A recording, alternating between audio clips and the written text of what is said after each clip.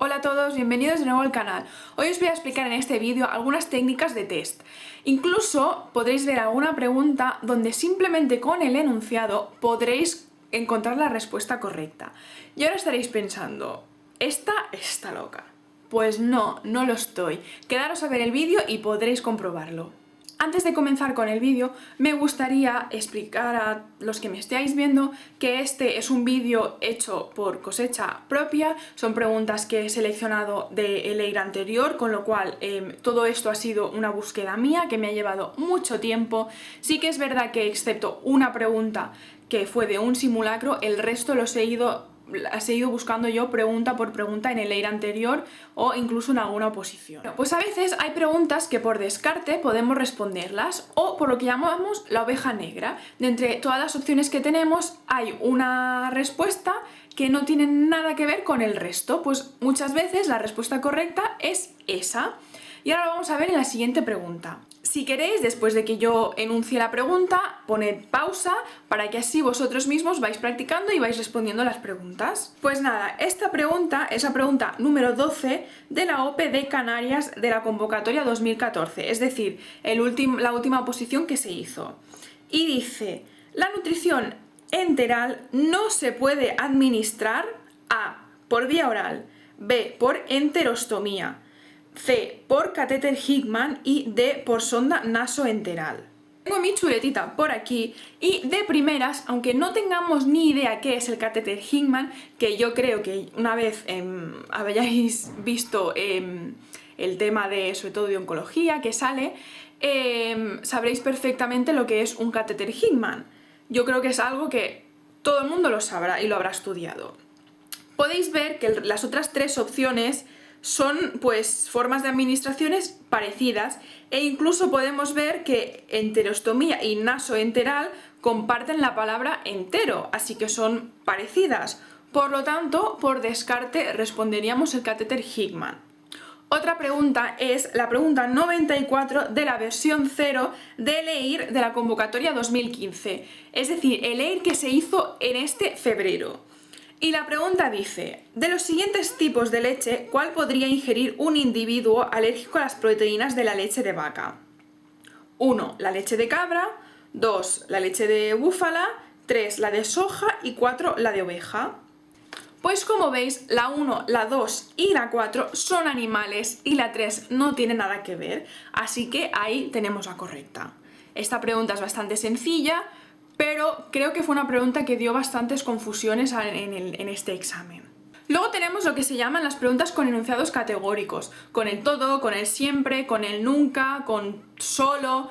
Normalmente suelen ser respuestas falsas. En cambio, los enunciados no categóricos, con el a veces, algunas, puede, suelen ser ciertas. Pensad que en medicina es imposible que sea un siempre, que sea un todos, ya que cada caso es un mundo. He estado mirando el EIR de este año y solo he encontrado una pregunta de este tipo. Probablemente haya más, pero la verdad que, como ya os he comentado antes, ha sido un vídeo que me ha costado bastante tiempo. Y nada, la verdad es que creo que en este examen, pues los que lo hicieron fueron un poco capullines y se remiraron bien el examen para que no pudiéramos contestar ninguna pregunta con técnicas de test. Pues ahí va la pregunta. Es la pregunta 104 de la versión 0 del EIR de este año. Y dice, ¿cuál de los siguientes enunciados sobre el neumotórax es incorrecto? 1. Presencia de aire en la cavidad pleural. 2. El neumotórax espontáneo secundario se observa en personas con neumopatía. 3. El neumotórax a tensión pone en peligro la vida. 4. El neumotórax traumático se debe siempre a una lesión penetrante. Como veis aquí en la respuesta 4 nos sale la palabra siempre, que como ya os he dicho, en medicina el siempre, el todo y el nunca y todos estos enunciados categóricos son bastante improbables, ya que como os he dicho, cada caso es un mundo y siempre hay excepciones. Otra de las técnicas es que cuando en las respuestas correctas tenemos algunas que son exactamente iguales pero difieren de una palabra o de un dato, pues la respuesta correcta suele estar ahí. Y lo vemos en el siguiente ejemplo. Es la pregunta 56 del examen del 2005 y dice, ¿qué criterio permite establecer el diagnóstico de diabetes en una persona adulta no gestante? 1. poliuria, polidipsia, pérdida de peso inexplicable y glucemia al azar mayor a 120 miligramos por decilitro. 2. Glicemia al azar mayor de 100 miligramos por decilitro. 3. Glicemia basal en plasma venoso mayor o igual a 126 miligramos por decilitro. 4. Glucemia basal en plasma venoso mayor o igual a 140 miligramos por decilitro. Y 5. Glicemia mayor o igual a 180 miligramos por decilitro a las 2 horas de sobrecarga oral de glucosa. Pues bien, como veis, en este caso, las respuestas 3 y 4 son muy parecidas, excepto que difiere en el número. De todas maneras, en esta pregunta creo que todo el mundo sabríamos contestarla, ya que sabemos que es mayor o igual a 126 miligramos por decilitro, pero bueno, al menos ya podríamos guiarnos de que la respuesta correcta está entre una de esas dos, probablemente. Pensad que todo esto son técnicas, que no tiene por qué ser siempre igual, que tenéis que leer siempre muy bien las preguntas, que porque os salga un siempre o un todo no quiere decir que no pueda estar ahí la respuesta correcta. Tenéis que tener mucho cuidado y ser un poco objetivos. De todas maneras, en este último ejemplo, si dudáis entre dos, se contesta siempre, ya que sabéis que las posibilidades de fallar y no sé qué, y de contestar la correcta son mayores que las de fallar, y bueno, cosas de probabilidad que yo no entiendo absolutamente nada. Pero si lo dice la probabilidad y la estadística, pues habrá que creerlo.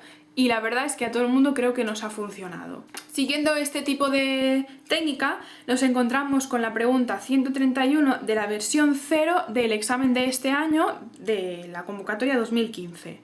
Y dice: una de las complicaciones más graves en los pacientes con nutrición enteral es la aspiración. De las siguientes medidas, ¿podría indicar cuál es la adecuada para su prevención? Número 1. Utilizar solo alimentos a temperatura ambiente. 2. Administrar solamente a pacientes portadores de sonda Sengstaken-Blakemore. 3. Colocar en posición semi-Fowler. Y 4. Colocar en posición de Trendelenburg. De hecho, aquí ya vemos dos respuestas parecidas. Y además, en la respuesta 2 nos sale el enunciado categórico de solamente, así que queda descartada. Aunque creo que todos conocemos lo que es la sonda Sengstaken, que es para el control de varices esofágicas, descartaríamos esta ya de primeras. Pero de todas maneras, como veis, la 3 y la 4 comparten, son respuestas muy parecidas. Entonces, si sabemos cómo es la posición de Trendelenburg, que estoy convencida que la sabemos, nos daremos cuenta que con esta posición pues hay más riesgo de broncoaspiración, por lo que la respuesta correcta es la 3. De todas maneras, si no tenéis ni idea de lo que es la posición de Trendelenburg, arriesgaros. Si dudáis entre dos, contestadla. También nos podemos encontrar preguntas con respuestas repetidas. Una pregunta con 2 o 3 respuestas que dicen exactamente lo mismo pero con palabras diferentes. Esto sobre todo nos lo hacen para liar, pero si os fijáis, pues a lo mejor la respuesta número 1 y la 2 dicen exactamente lo mismo, con lo cual sabremos que ninguna de esas puede ser correcta. Bueno, también nos podemos encontrar el caso de que hay dos opciones que dicen lo contrario, por lo tanto sabemos que ahí estará la respuesta correcta y lo veremos en el siguiente ejemplo. Es una pregunta de la convocatoria del 2015, es decir, el EIR que se hizo este año, y es la pregunta 40 de la versión 0. Y dice: respecto a los factores psicosociales relacionados con el cáncer, se ha comprobado que las personas mejoran sus probabilidades de supervivencia si 1. Inhiben la manifestación de emociones negativas. 2. Aceptan pasivamente el diagnóstico. 3. Aprenden a expresar sus emociones negativas. 4. Presentan unas características de personalidad independiente y responsable. Pues bien, como podéis ver, las respuestas 1 y 3 son contrarias. Y ya, pues por lógica, también podremos ver que la más correcta pues es la número 3. De todas maneras, si dudáramos entre estas dos, contestaríamos siempre. Por último, quiero enseñaros una pregunta que me sorprendió mucho y que luego me mosqueó. Y es en una pregunta en que veréis que podremos contestar simplemente con el enunciado. Dice: la teoría de los sucesos vitales de Holm y Rae concedió una puntuación a cada suceso vital estresante, siendo la muerte del cónyuge la de mayor puntuación y las leves transgresiones a la ley la de menor puntuación. Indique la relación correcta sobre esta escala.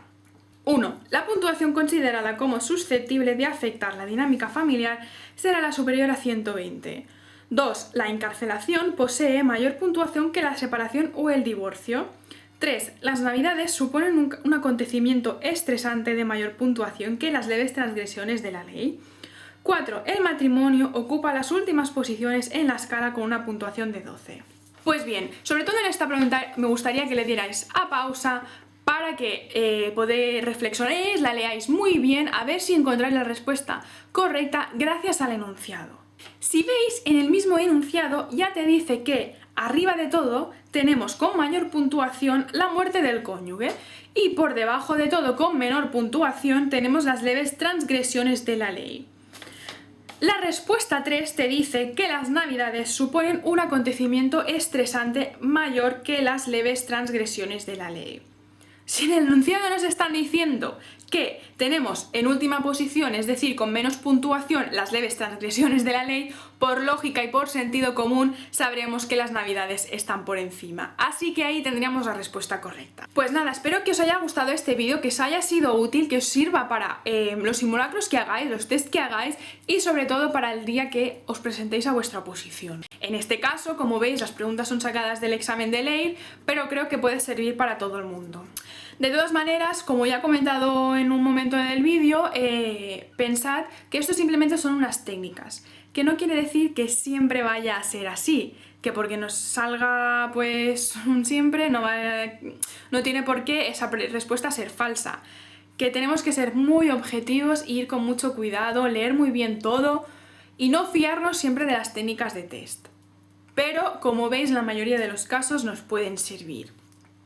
Espero que os haya gustado, si es así, dadle a me gusta, por favor, compartidlo con vuestros compañeros de estudio, compartidlo por Twitter, por Facebook, por donde queráis, dejad cualquier comentario por abajo, cualquier sugerencia, que yo me lo leo todo y nos vemos en el próximo vídeo. Adiós a todos.